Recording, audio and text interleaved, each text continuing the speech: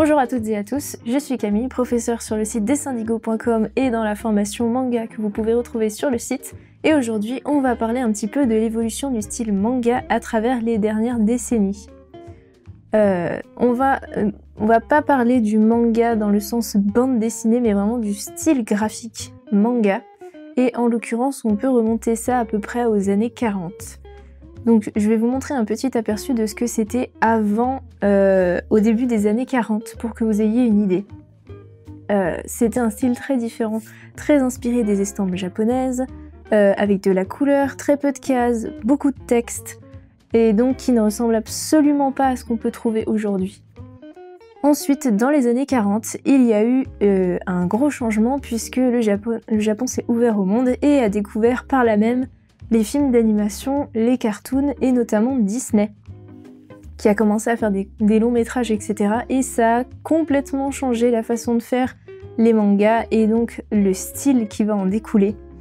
Et on voit donc l'apparition du père du manga moderne qui est Onizuka, qui a fait des tas de séries très connues, Astro, le petit robot, etc.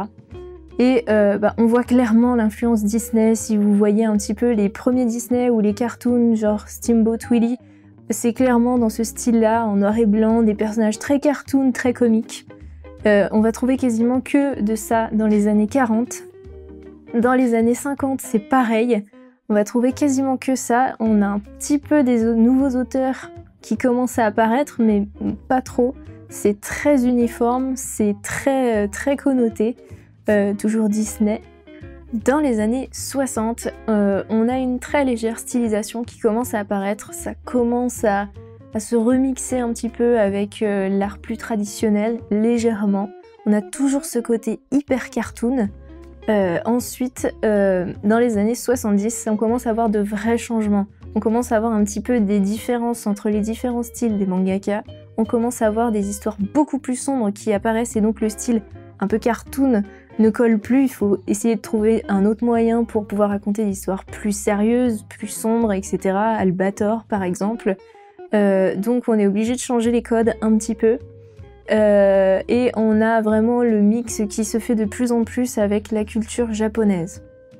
Dans les années 80, on a l'apparition de la plume, puisque jusque-là, tout l'ancrage se faisait principalement au pinceau, comme se faisaient les anciennes BD, même franco-belges, etc. C'est souvent des ancrages au pinceau.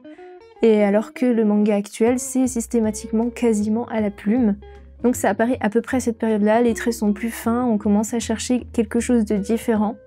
Et on a une petite révolution avec l'arrivée de Akira, qui a été fait par Otomo Akira, qui montre un peu à quel point on peut raconter une histoire sombre, sérieuse, pousser les décors, pousser les effets, les explosions, les motos, etc. pour donner un rendu hyper réaliste et montrer qu'on peut vraiment amener le manga à un niveau supérieur. Et ça va clairement se ressentir dans les 2 décennies qui suivent, les années 90 et 2000, où pour le coup on voit une vraie différenciation entre tous les styles des mangaka qui jusque-là étaient hyper uniformes. Là on est capable de reconnaître un tel de une telle, etc.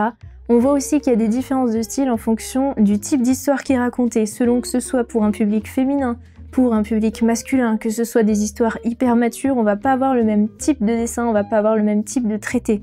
On va avoir des trucs assez semi-réalistes à réalistes pour les histoires type seinen, donc pour les adultes. On va avoir des rendus beaucoup plus doux pour les romances, etc., etc. Et on arrive à notre époque actuelle où vous voyez un peu le style qu'on a. On a toujours des styles assez variés et on commence à avoir un léger mix avec le comics cette fois-ci. Et puis voilà, ça nous fait un petit tour d'horizon très rapide sur l'évolution du manga à travers les dernières décennies. Et j'espère que ça vous a plu. Si vous voulez voir le sujet plus en détail, j'en parle dans la formation manga justement, où je montre beaucoup plus d'exemples, je montre beaucoup plus de variantes, beaucoup plus d'enjeux qui se sont passés à chaque période. Si ça vous intéresse et si ça vous a surpris aussi, parce que moi ça m'a surpris quand j'ai vu que Disney avait à ce point influencé le début du style manga, comme quoi.